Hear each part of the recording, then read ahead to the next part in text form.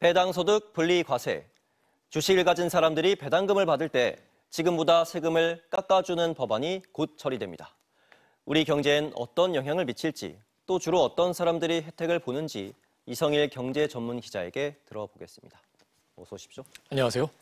배당소득은 세금을 따로 매기겠다. 예. 그리고 그 세금도 깎아주겠다. 이런 내용인 것 같은데 좀 더 자세한 내용 설명해 주시죠. 예. 지금 현재 세법 담당하는 국회 상임위를 통과를 해서요. 절차상 이제 본회의 표결만 남은 법안인데요.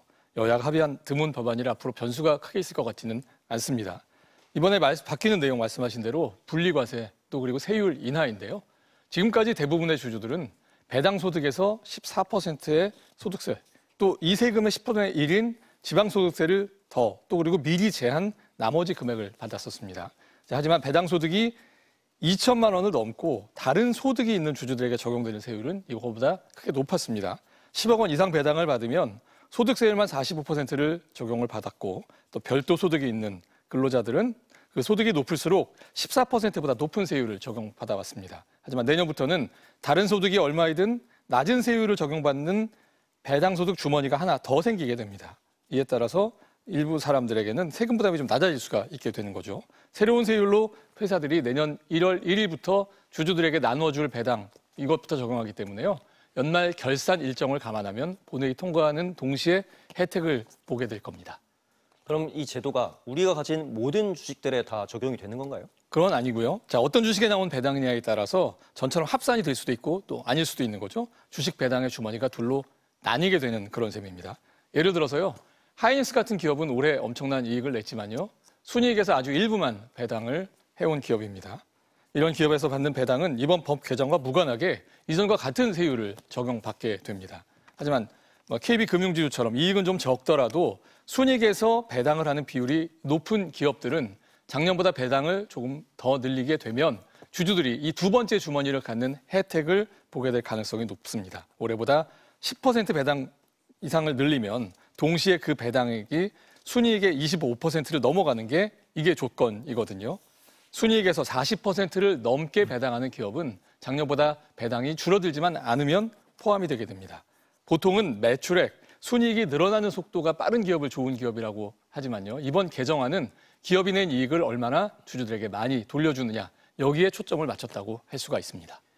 주식을 많이 가진 사람도 있겠지만 적게 가진 사람도 있을 거고 또 많이 가졌더라도 배당금을 또 적게 받은 사람도 있을 텐데 그렇죠. 그럼 어떤 사람들에게 유리해지는 겁니까? 일단 정부 입장에서 분리과세를 줄어드는 세수가 곧 이 세금을 내는 사람들 입장에서 덜 내게 되는 그런 세금이 되는 건데 이게 규모가 한 3천억 원 정도로 지금 추산이 되거든요. 자, 계산을 좀 단순하게 해보면요.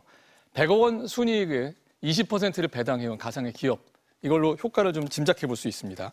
그동안 40% 지분 가진 대주주는 40억 원 배당해서 세금을 떼고 한 절반 남짓을 그동안 챙길 수가 있었거든요. 자, 고배당 기업 기준에 맞춰서 배당을 늘리게 되면 적용세율이 낮아지고 전보다 많은 배당금을 이 대주주가 실제로 손에 넣게 되는 거죠.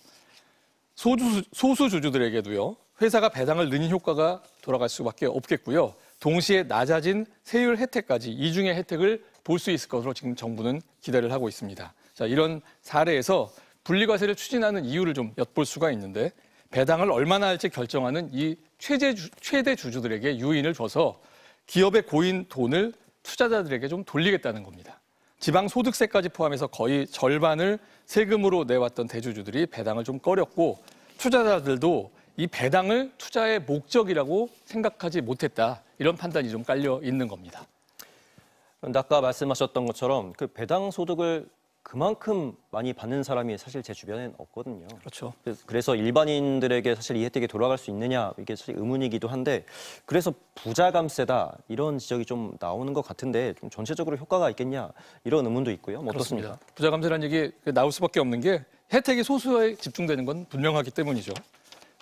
또 게다가 이 모든 주주들에게 이 혜택을 보는 것, 모든 대주주가 또 혜택을 보는 건 아니기는 하지만 이번 개편안의 혜택이 돌아가는 사람들이 또 그 사람들 뿐인 것도 사실이거든요. 하지만 말씀하신 대로 또 효과가 크겠느냐는 다른 관점에서의 비판도 있습니다. 개편 이후에도 세율이 여전히 높고 누진적인 성격도 남겨놓아서 대주주가 배당을 늘릴 만한 수준이 아니라는 지적이 있는 거죠. 다른 나라와 배당 소득 세율을 비교해보면 여전히 전반적 세율이 높은 유럽 국가보다도 높은 수준입니다. 또 한 가지, 원래 배당을 많이 하는 기업 외에 배당을 늘려가면서 혜택을 볼 기업, 이른바 그 노력형 고배당 기업을 선정하는 기준이 좀 엄격합니다. 그래서 당장 1, 2년은 몰라도 배당 확대가 장기간 지속되고 또 시장 체질을 개선하는 효과로 나타나겠느냐 하는 그런 의문도 따라붙고 있습니다. 네, 직접적으로는 계산할 수 없지만 좀 긍정적인 파급 효과가 있었으면 좋겠네요. 이성일 기자 잘 들었습니다.